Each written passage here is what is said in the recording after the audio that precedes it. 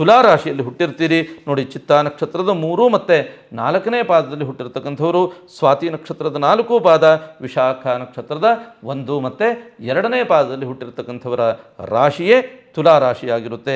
ಇನ್ನು ರಕಾರ ತಕಾರದಲ್ಲಿ ಯಾರ ಹೆಸರಿನ ಮೊದಲಾಕ್ಷರ ಇದಾಗಿರುತ್ತೆ, ನಿಮ್ಮ ಜನ್ಮರಾಶಿ ಬಂದು ನಾಮಾಕ್ಷರದ ಪ್ರಕಾರವಾಗಿ ನಿಮ್ಮ ಜನ್ಮರಾಶಿಯೇ ತುಲಾರಾಶಿಯಾಗಿರುತ್ತೆ.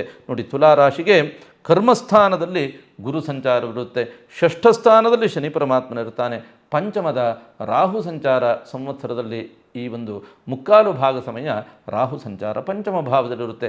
ಸಮಷ್ಟಿಯಾಗಿ ಈ ಒಂದು ರಾಶಿಯವರ ಫಲಾಫಲಗಳನ್ನು ಅಪೇಕ್ಷಿಸಿದಾಗ ಎಷ್ಟೋ ಜನ ಉದ್ಯೋಗ ಸಿಕ್ಕಿಲ್ಲ, ಚೆನ್ನಾಗಿ ಓದ್ಕೊಂಡಿದ್ದೀವಿ, ಇಂಜಿನಿಯರಿಂಗ್ ಮುಗಿದಿದೆ, ಆದರೂ ಕೂಡ ಉದ್ಯೋಗವಾಗ್ತಾ ಇಲ್ಲ ಅಂತ ಎಷ್ಟೋ ಜನ ದೈವಜ್ಞರಲ್ಲಿ ಜಾತಕವನ್ನು ತೋರಿಸ್ಕೊಳ್ತಾ ಇರ್ತೀರಿ.